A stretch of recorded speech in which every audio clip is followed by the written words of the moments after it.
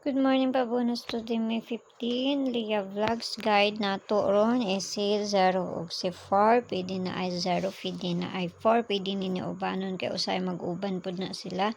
So mamasi na sa takaron nga adlaw ani ug unsay maayo. So imo kalimot sa bisper na to gahapon. So medyo murag luya ang ako ang tingog ron kay walay tulog lagi. Tibuok adlaw manimata ni amo ang kuan. So kahugmukon lagi kong mata, uy. Okay, so pag-bonus sa ito gahapon is si 050. So, pwede ninyo balikan O, ang 027 ang ako ang paliga sana. Malay mo, mabalik na. Kung ano taga ko, 202 man gabi, 027 man ang tuwa, uy. Okay, so mamasa na sa takaroon na adlaw. So, maayo ani.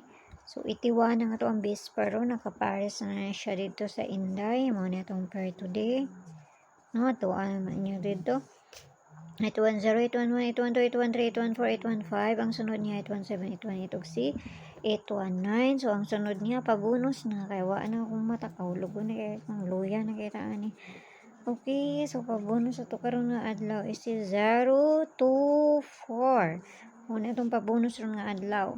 So kung magpaligas mo na is si 101 nga double lang ako ang paligas ana.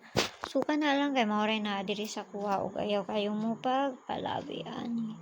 Plus minus ani siya mga palangga og ginagmay lang ta kay wa ta kay balon sila bulaw.